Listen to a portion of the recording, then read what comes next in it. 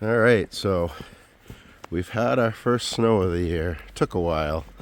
It's a little late, but it's here, and it is very thick, heavy snot. So I've been excited for this. I'm going to try out my new battery two-stage snowblower.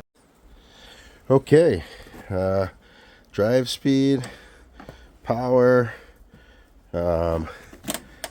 auger speed, and I think that's my chute height, my chute rotation,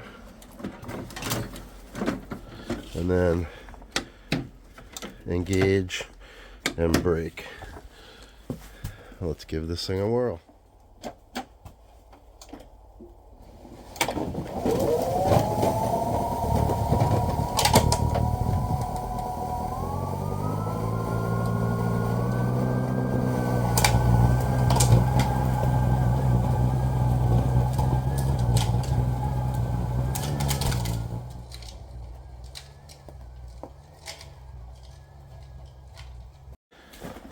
All right, well, so far I'm impressed. I mean, I know it's only 6 inches, but boy, it's 6 inches of snot, and that thing is throwing it to Timbuktu.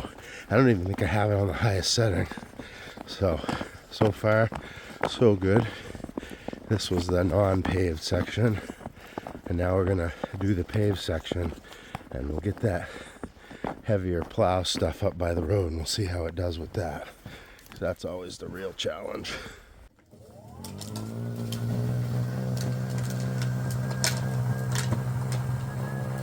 So I just did a few little clips here of the snow blowing, and I started off in regular speed, but then I go to high speed just so if you're watching you can get a feel for how this thing operates. Now this was really the first time that I used it. I did another video on the deck, which was after I put the second set of batteries in it, but everything that you're seeing here is what I can do off of one set of batteries, and I'm just trying to show I still haven't learned how to use it. Like I thought those levers were brakes. They actually make the snowblower zero turn in the direction that you pull.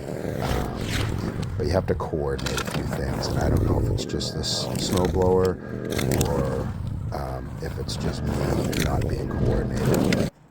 It's going to take a little bit for me to get used to the controls in terms of doing one thing with one hand and one thing with the other hand while turning around and whatnot, because I was just taking it out of gear and turning it around, letting the drive go and turning it around and then going. But if you can coordinate using those zero turns, I think it would actually save you some time and run a little bit slicker.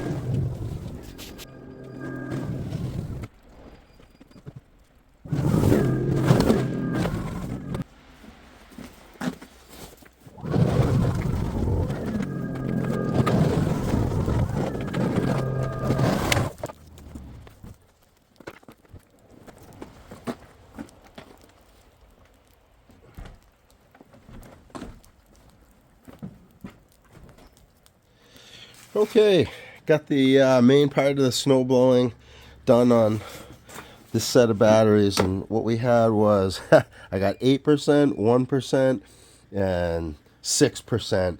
These two are 8 amp hour batteries, and that's a 5 amp hour battery. And I know this is an 80 volt snow blower. Those are 82 volt batteries. But they're made to fit them. I don't know why you couldn't use those batteries without any risk of damage. But so it looks like we just barely finished it. The plow came by, so I got to clean up the real thick plow stuff twice on this set of batteries. What I did discover is I don't like snow blowing. Now I remember why I've had machines that I can use, but this is fine for a snow blower. Boy, tracked would be a great thing for electric snow blowers, but that's down the road. So I don't know a lot about these. It's been a long time since I've used one, but this is your drive and this is your auger. But when you start the auger and then you do the drive, that holds the auger down. So I didn't realize that at first, but that frees up a hand while you're continuing so that you can adjust your chute or adjust your drive speeds or other stuff with the free hand while you're going. So I didn't realize that you can hold this one, because as soon as you let go of the controls, it stops and it actually shuts off, and you have to restart it to get it to go again. So if you let go while it's running and both the auger and the drive stop, you have to turn the power on again to start going. So when I stop the drive, I leave the auger going. You know, if I had the one hand on the drive, I put the other hand on the auger and then let off the drive so that the unit doesn't shut down while I'm turning if I'm not using the brakes, because it will, you know, you can stop one drive using the brake, but I didn't utilize that feature. I just turned it manually. But it performed great. I can't believe how far this thing threw snow really quite well. And what was pretty nice about this thing is that I do remember snowblowers are loud and clattery, and this was very quiet and smooth feeling. So I did like using it as far as using a snowblower goes. I don't like using snowblowers, but I like using this one so far. You know, if I was going to do both driveways, I would definitely have to use another set of batteries. I have plenty of batteries and chargers. I got enough runtime out of this that I think I could have 2 sets of batteries and run perpetually. You know, have one set on the chargers, and by the time I've used the other set up, swap them out and just keep going like that. You know, it's its thing, but it's still convenient.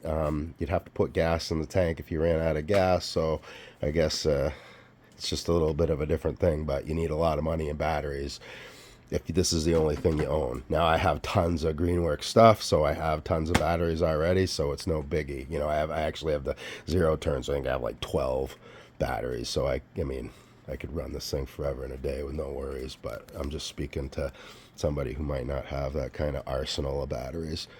But yeah, this worked out real well. So far, so good. You know, endurance and all that, won't be able to really tell until I've used it for a winter, but hopefully this is helpful to anybody interested in one of these, getting to see it being used and hearing this information. Thank you.